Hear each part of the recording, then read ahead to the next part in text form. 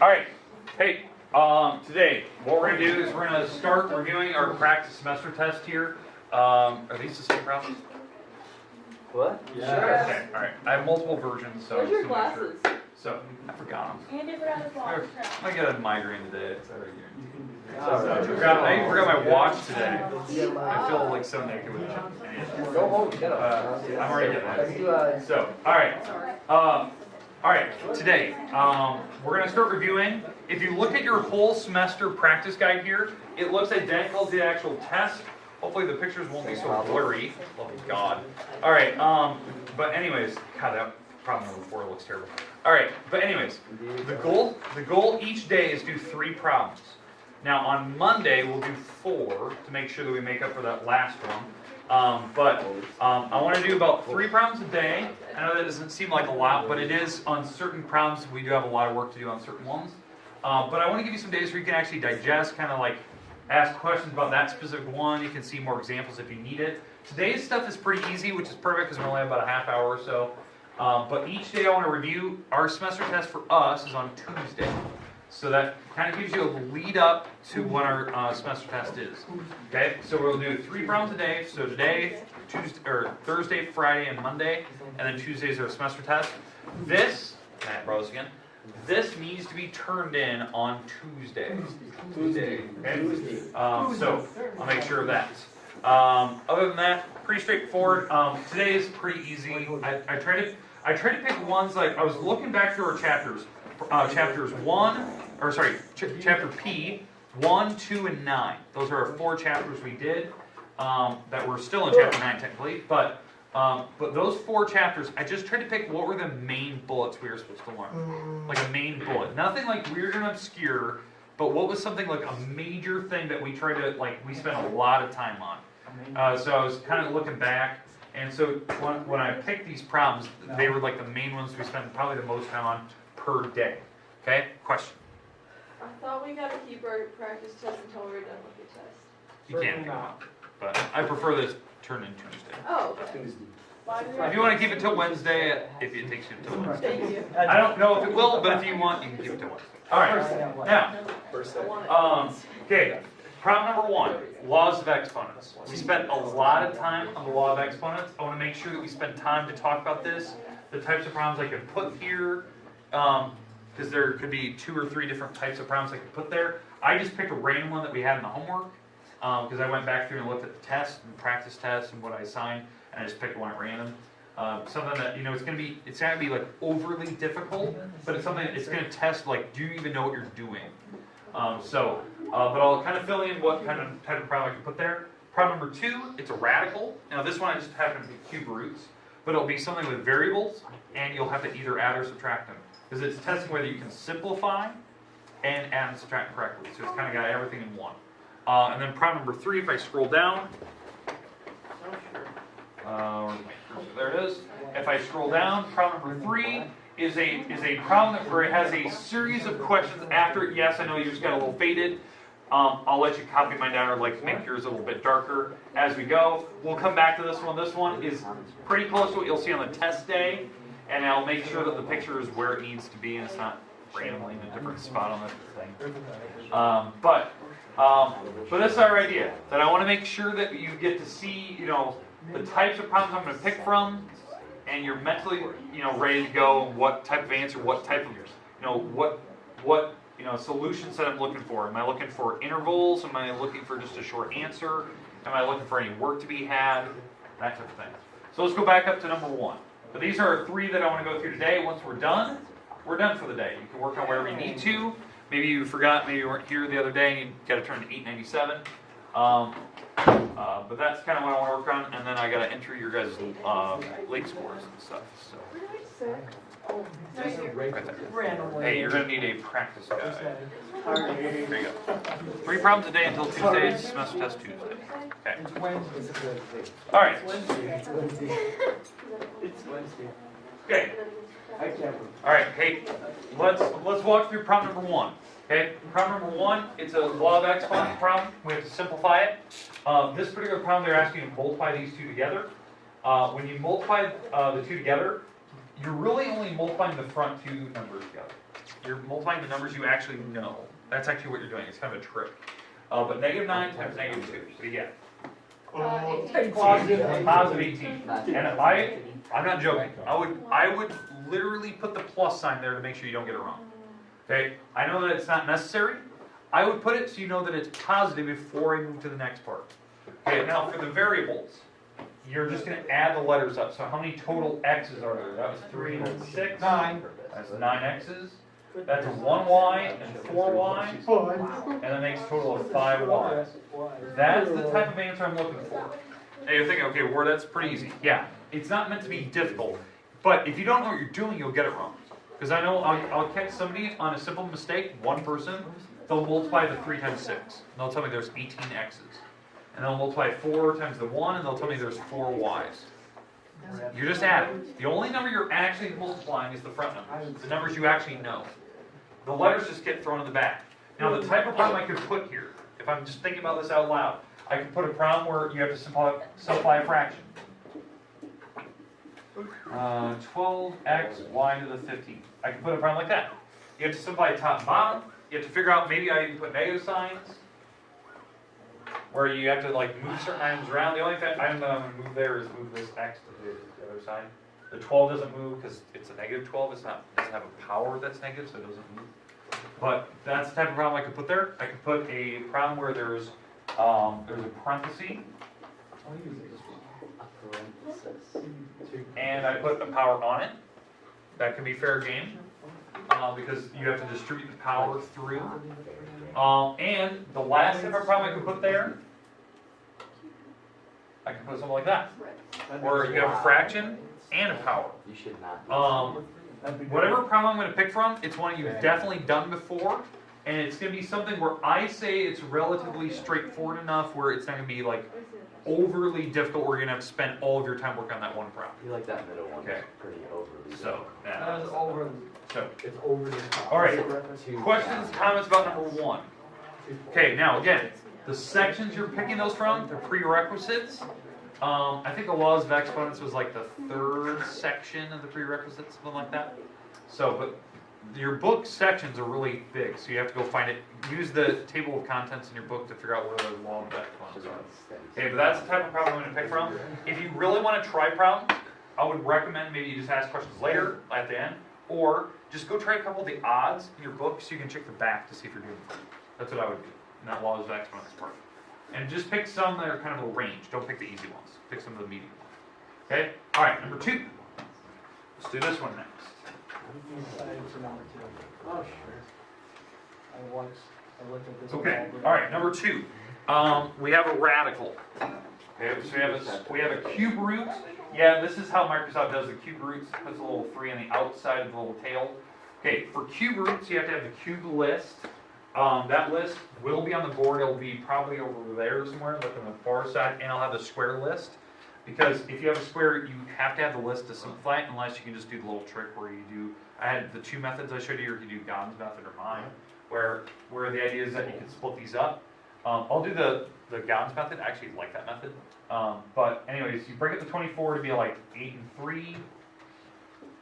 Break up the x and break up the y's, like that. Okay, I'm just doing the first one right now. Then I can break up the 8 to be 2 and 4, which is 2 times 2. Okay, so this is breaking up. This is that second method. It's using literally the definition of what an exponent is, or what a radical is. The power of 3 means I'm looking for triples. I'm looking for triples in the inside, like I have a triple of 2's, a triple of y's. When you have that, you cross them all out and you kick one out. Cross them all out, kick one out. Cross them all out, kick one out. So there's a 2 on the outside, there's a y on the outside. Anything that isn't kicked out will stay on the inside of the cube root. Now that's just doing the first one. I just simplified that one. Okay? I'm going to go to the second one next. Now, the part that I know that I'm going to get people on, and this happens from year to year, it happened on the homework. You forget the power of 3 on the radical. You forget to write the little index number, I count it wrong. You have the wrong answer now. It's not a square root, it was a cube root and you dropped it. Okay, so it's a little, I know it's petty, but it's important. That's a very, very different answer. So on the next one, breaking up the 81. The y is on the outside. I'm not really going to focus on that. But the 81, what is that? 9 times 9. That's 81. And then you could break up the 9s to be 3 times 3. It's a 4 3. Yep. And then it looks like I do have a triple. I do have a triple of 3s on the inside, so across all of them out except for 1. So there's a 3y on the outside, and on the inside there was a 3 and an x left over. So when I get to this point, I can now actually subtract those. They have the same variables on the outside, and they have the same exact radical behind them.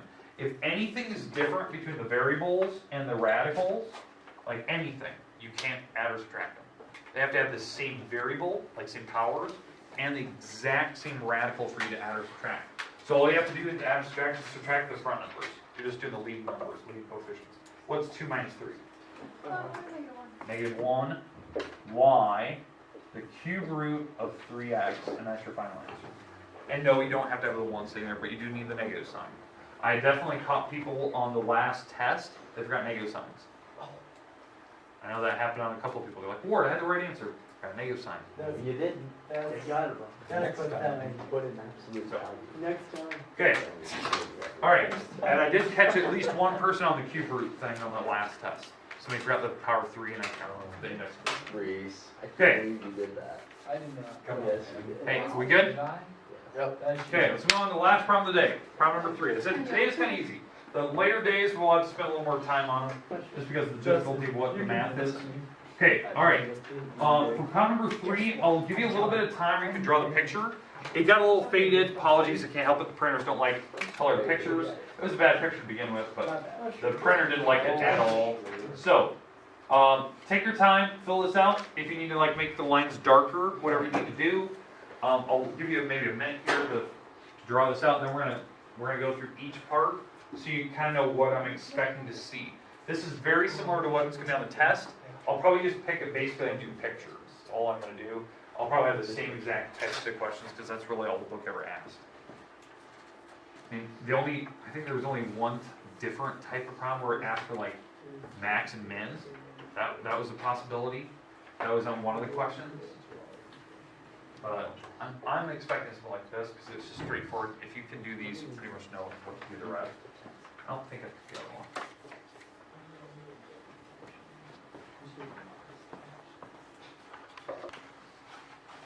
Now, as you guys are filling that out, I do have a copy of this on the website. I made sure it was on the Wednesdays, Thursday, Friday before break. It's there in case, the reason why I put it there, I know it seems silly, in case you like lose this and you need to reprint one, you can go to the website, click on it, and just download it and reprint it. I would definitely recommend you don't do it on a Chromebook. Try to pull it up on like an actual like Mac or PC. Chromebook's kind of. That way, just because it won't look right, it might have like a picture missing, or they'll put it in a different spot sometimes. Mr. Ward, So, I left my Chromebook in my car all break long. not a good idea. Brought it back inside and it worked in a half hour. Not a good idea. Wow. Yeah, I forgot it was in there. Okay, let's talk about the domain here. Domain are the x numbers. So if there's a break in the graph, which it doesn't look like there is, then for this one, since there's no break in the graph, it's very continuous, it's flowing, then the domain is all real numbers. So you could write all real numbers if you want, okay? All reals, all real numbers. Now, if you don't like to write that, you could be that person that does that symbol. That like R with the line behind it, that's the all real symbol. Or you could write in interval notation from negative infinity to infinity. I like interval. Okay. If you're gonna write like that, you have to use the parentheses. The reason being is that infinity is not an actual number, it's just a direction. So it's saying that if you go in any direction, and again, what domain is, these are x numbers. These are x's. So it's looking like right and left. Is there any gap on any of these blanks, like the x's? There wasn't. So it's all real numbers. Okay? Everyone understand the three options you could pick from? Yeah. Okay. Functions range. This one, there's two possibilities I'm going to accept. Number one, for range, you can do interval notation. Okay, that means you start with the lowest number for the y's, and again, these are y numbers, y's, and you start with the lowest number and you go up to the highest point. Now, on this particular graph, it did stop at one point. That's a bracket. So that would be a bracket. Okay? So what is the lowest number that I was heading towards? Negative infinity. Negative infinity. It's not an actual number, so I do need a parenthesis. Oh, I like that group. And now, the last number where I ended at was the highest point, Reading vocabulary. 4. And I do need a bracket there. Now, bracket, because it stopped at 4 and it's including it. Like, it wasn't like an open circle up here. So I'm including 4, that's where it definitely stopped, so I put a bracket because it stopped there. Now, some people like that and goes, oh, that makes sense. But you have to go least to greatest. Don't switch around, I count wrong. Now, some people just like to write like this. That it could be all the y's less than or equal to 4. Okay, yeah, it's fine. I don't care which one. But if you write range, you have to use the y. Don't use x. Use y numbers. Oh, Google Stop. That'll definitely mess you up. Okay. Okay, I don't care which one you pick. I know which one I always prefer. I always prefer intervals. It's very consistent the way that it's used. But some people don't. So I kind of give it an option of what you want to put. Questions on the top 2? Nope. Okay. Absolutely not. If there's a gap, like there's a break, like it stops and then it continues later on, that's where you have to start using like unions, and you have to have more brackets and parentheses. Or over here, you have to have like commas and keep going. I don't prefer to use this set builder notation when there's breaks. I prefer intervals. Okay, x-intercepts. Where did you hit the x-axis? For this problem, I only need the number where you hit the x-axis. Don't put a comma between them, put plus signs. Unless you're going to give me like actual like coordinates. If you give me coordinates, then you can do whatever you want. Parenthesis, parenthesis. Say it again? We do parenthesis, -3, comma, 0, parenthesis. Yep. That works. Yep, and then what's the other one? +1, Positive 1, parenthesis, 0. comma, 0. Yep, you can write it like that, that's an x-intercept. Or Six. you can just write this, -3 and 1. Oh, sure. I accept that, don't put a comma between them, Sure. because if you put a comma, it looks like it's a coordinate, -3. and -3, comma 1 is not an x-intercept. That's all. He counted wrong. Yeah, x equals 3, x equals Yeah, 1. 5. That works, yeah. That works. Okay, y-intercept, where did I hit the y-axis? 3. 3, you can just write that. If you want to write the coordinate, 0, comma 3, you can write that. I don't really care, you can write y equals 3 for all I care for the other Right, answer. +3. Plus 3, huh? +3. That works. Okay, that works. Okay, we good with problem number 3 so far? Oh, yeah. The last one, I know this is the one that always gets people, they don't know where to look. It's kind of a weird question anyways to begin with. It was one that the book had. Find the missing function values indicated by the question marks below the graph. So here's my question marks for this particular graph. Okay? So, what they're asking for is you're supposed to find this number on the x-axis, so these are x numbers, and then it wants to know where is the graph at above or below it. So, for the -2, so -2 is right here on the x-axis, so I'm doing this one right here. So -2 is right here. You have to go up and read off what is that answer. 3. That's your answer for that. Okay? So f of -2 is 3. Now, for the 2, here's 2. I have to go directly below that. What answer is that? -5. I have a lot of people get that wrong. I always have a lot of people say, oh, that's -4. No, guess what? The arrows below that, you have to be very specific. Now, I know if the picture's faded, I'll try to leave the picture up here long enough, and I'll try to zoom in when you first see that problem, you know, on test day, so you can like make little markings where you need to. Okay, questions on 1 through 3. Oh, absolutely. All right. Review. I'm excited. Goal today, go through 1 through 3, fill out any parts that maybe you forgot or maybe you want to try out. If you have any questions on 1 through 3, I'll make up something, I'll put a new picture up there, you can try it out. I will not answer any questions past that until later days. Okay, now if you're not going to be here, let's say Friday, boo-hoo, watch the video. That's why I do videos. Okay, you can ask questions on Monday when you're back. Now if you're gone Monday, boo-hoo, we're taking tests Tuesday, watch the video. Okay, you know the test is on Tuesday, and I'm not putting yours back just because you conveniently took a hair day to go get your hair done. What if we have Okay. a snow day? Then does it? All right, snow day, I'll push it back. He'll think about it. That is not the I got a hair day that day. It happens. I got a hair day. Oh, I had a dentist appointment. Oh, I that's had good. a hair day. My hair appointment was yesterday. I can't really use that one. Justin, oh, there was a complication. I got a Call of Duty day that day. I have an emergency. I got the Ebola. Boo-hoo, I counted it wrong. Did you hear it? I have a Call of Duty day that day. Oh, I played so much Call of Duty. I think everyone. Right. Did you play? No. Why not?